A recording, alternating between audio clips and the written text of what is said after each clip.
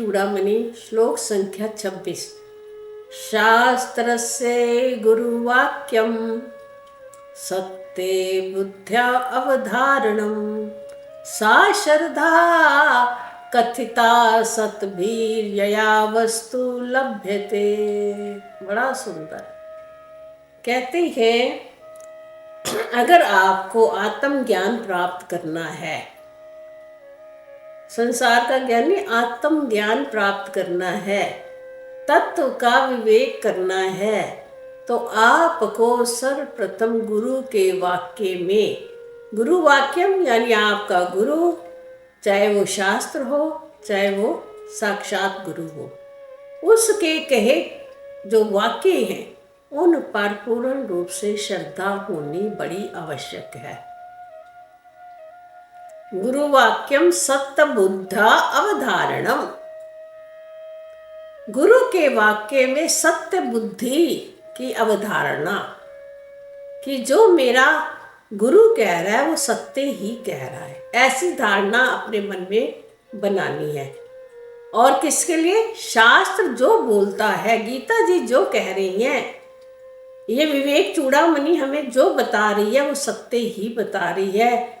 क्योंकि देखो ना, मैं अपने से यहाँ पे कोई शब्द लगा रही हूँ, मैं शास्त्र का क्या है पाठ कर रही हूँ, और इसलिए आपको थोड़ी सी चीज़ समझा देती हूँ ताकि आपको अच्छे से समझ में आ जाए। यानी शास्त्र और गुरु के वाक्य में पूर्ण रूप से सत्य बुद्धि का होना अत्यंत आवश्यक है। जिसकी होती है वही श्रद्धावान होता है। श्रद्धा सा श्रद्धा कथिता, कथिता मैंने उसी को श्रद्धा कहा गया है। यहाँ पे भी षट संपत्ति में तितिक्षा के बाद श्रद्धा आती है। सहन तो आपको करना आ गया, परंतु आपको किसी के कहे के ऊपर क्या है, अब आप बड़े दुखी हो, आप बड़े शोक में हो, आप बड़े चिंता में हो, आप अपने गुरु जी के पास जाते हो, गुरु जी कहते हैं नहीं ठीक हो रहा है, जो हो रहा है सही हो रहा है, आप शांत रहो, सब आगे भी ठीक होगा। तो आप क्या करते हो? वहाँ तो हंसी कर देते हो, आगे जाकर कहते क्या गुरु जी ने तो कुछ किया ही नहीं मेरे लिए। गुरु जानता होता है किस शिष्य को कौन सी चीज देनी है। अगर हमारे जीवन में दुख आ रहे हैं वो हमारा प्रारब्ध है। गुरु जानता है कि मेरे को इस शिष्य का प्रारब्ध कटवाना है, अगर मैं उसको हौसला नहीं दूंगा तो वो भटक जाएगा। प्रारब्ध जो होती है काटनी ही पड़ती है। जो हमारे भाग्य में पहले लिख के आया हुआ है हमारे कर्मों के अनुकूल, उसको तो राम जी भी ने भोगा, कृष्ण ने भी भोगा, सब दशरथ ने भोगा, किसने नहीं भोगा। तो गुरु ये सब बातें जानता है हमारी, इसलिए हमें गुरु के जो गुरु ने अगर हमें कह दिया है ना बस ठीक है, तो हमें बिल्कुल मौन हो जाना चाहिए और उस दुख को भोग लेना चाहिए। गुरु ने जैसा किया, मेरे गुरु कभी गलत नहीं बोल सकते, ऐसी पक्की मन में श्रद्धा हो जाए। गीता कहती है श्रद्धावान लभते ज्ञानम तत्परा संयत इंद्रिये, ज्ञानम लब्ध्वा पराम शांति मचिराजृण गच्छति। आपने गीता का श्लोक पढ़ा है, श्रद्धावान को ही ज्ञान की प्राप्ति होती है ना। और यहाँ पे कह रहे हैं श्रद्धा भी कैसी, तत्परा संयत इंद्रिये, अपनी इंद्रियों को, ज्ञान इंद्रियों को प्लस अंतःकरण को क्या करेंगे, तत्पर संयत इंद्रिय, उन पर संयम रखना जिसको आता है, फिर उसको श्रद्धा भी है, उसको अपनी इंद्रियों पे संयम भी है, तो फिर उसको श्रद्धा के कारण ऐसी शांति प्राप्त होती है। गीता श्री कृष्ण कह रहे हैं कि वो शांति उसकी कभी भी मचरा अधीन गच्छति, बहुत समय तक फिर वो शांत ही रहता है। तो फिर वो इस श्लोक में कहा सा श्रद्धा कथिता, उसी को श्रद्धा कहा गया है। सद्भिर्यया वस्तु लभ्यते, जिससे उसको क्या फल मिलता है, उसको वस्तु की प्राप्ति होती है। अब आपको वस्तु की समझ नहीं आएगा ना जब तो कोई बताने वाला ना हो।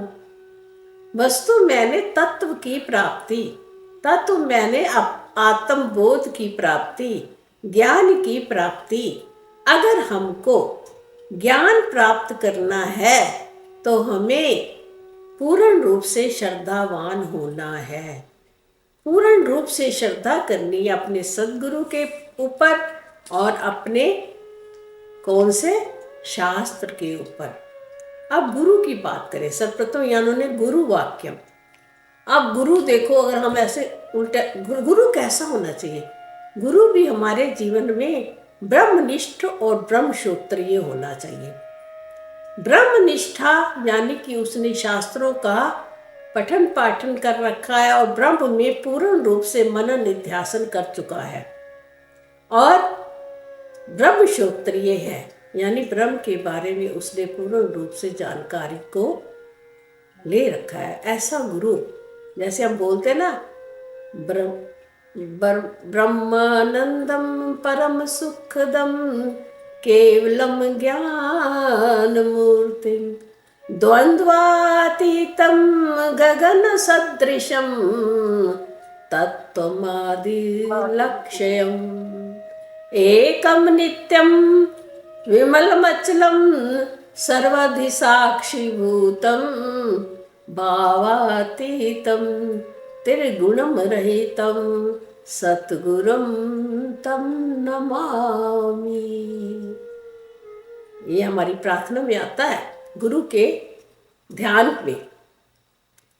तो कहते ब्रह्मानंदम, गुरु कैसा है? हमें तत्व की प्राप्ति, आत्मबोध की प्राप्ति करनी है गुरु के वाक्यों से। वो मेरा गुरु कैसा, उसके बारे में क्या सोचना है? ब्रह्मानंद, वो मुझे ब्रह्म का आनंद देने वाला, परम सुखदम, परम सुख देने वाला, भाव अतीतम, वो भाव से, अज्ञान से अतीत है, परे है। मेरे गुरु जो हैं उनको सर्व संपूर्ण ज्ञान है। कैसे? गगन सदृशम, जैसे गगन फैला हुआ है ऐसे उनकी ज्ञान की सुगंधी भी मेरे जीवन में फैल जाए। और उन्होंने क्या कर रखा है? तत् त्वम असि को लक्ष्यार्थ कर रखा है। तत् क्या है? ब्रह्म, और त्वम क्या है? जीव। मेरे गुरु ने क्या करा? ऐसा गुरु मेरे जीवन में आए जो ब्रह्म को और जीव की एकता को जानता, उसको लक्ष्यार्थ करके, हे जीव तू ही ब्रह्म है, जीव तू ही ब्रह्म है, उन्होंने लक्ष्यार्थ से सिद्ध कर रखा है अद्वैत को। यानी दो नहीं है, गुरु और मैं एक ही हैं। गुरु में शिष्य, ना कोई आत्मा का कोई गुरु है ना कोई शिष्य है। उसने अपने आप को, मेरे गुरु ने, हम अपने गुरु की बात करें, ऐसे गुरु के ऊपर हमें क्या करना चाहिए? विश्वास करके उसके वाक्य पे, क्योंकि गुरु ऐसा है, क्योंकि तत्व त्वम असि को उसने लक्ष्यार्थ से अभिन्न रूप, यानी मैं और परमात्मा, जीव और परमात्मा, जीवात्मा परमात्मा दो नहीं एक ही है, उन्होंने लक्ष्यार्थ सिद्ध कर चुका है। तीनों कालों में वो उसी रूप को देखता है। गुरु जो होता है मल से रहित है, विमलम, अतन एकम नित्यम, जो एक ही है, नित्य है, सदा रहता है, विमल, मल से रहित। हमारे पर क्या चढ़ा हुआ है? मल, विक्षेप, आवरण। आप सबको पता ना, ये तीन चीजें हमारे को घेरे हुई हैं। अब मल कैसे दूर होगा? गुरु की भक्ति से या परमात्मा की भक्ति से। विक्षेप कैसे दूर होगा? गुरु के पास जाकर बैठो उपासना से। उपासना, उनके पास बैठकर अपना आसन लगाओ, परमात्मा के पास अपना आसन लगाओ, बैठो परमात्मा के साथ थोड़ा समय, और जब हमारा मल दूर हो जाएगा, हमारा विक्षेप दूर हो जाएगा, तो हमारे ऊपर जो अज्ञान का आवरण चढ़ा हुआ है संसार का, वो भी हमारा दूर हो जाएगा गुरु की कृपा से और शास्त्र की कृपा से। ऐसे गुरु को कोटि कोटि प्रणाम करो और उसके वाक्य पर सदा चलो। सर्वाधीशम सर्वधि साक्षिम, जो सभी बुद्धियों का साक्षी है। सर्वधि साक्षी को ना परमात्मा। भूतम भावातीतम, भावों से भी अतीतम, भूत से भी अतीतम, त्रिगुणम, तीनों गुणों से परे है मेरा गुरु। सतगुरु ना सत्य रज और तम, जो तीन गुण होते हैं जीव को घेरते हैं। सतोगुण, रजोगुण और तमोगुण जो होता है, हम जैसे अज्ञानियों को ही लपेट में ले लेता है, हमारे पे ही आवरण चढ़ा रहता है।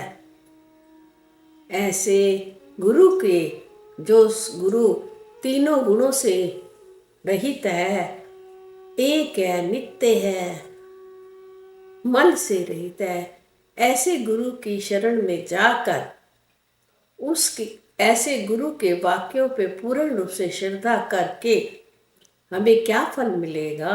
कहा कि आप अपना जो आपको चीज प्राप्त करनी है, वस्तु आत्म बोध प्राप्त करना है, आत्म चिंतन जो तुम्हारा होगा तो तुम आत्म बोध को भी प्राप्त करोगे, ज्ञान को भी प्राप्त कर लोगे, और इसी से तुम्हारा कल्याण होगा। और जीव जो है इस संसार में आया ही अपने कल्याण के लिए है। इसी के साथ हरि ओम।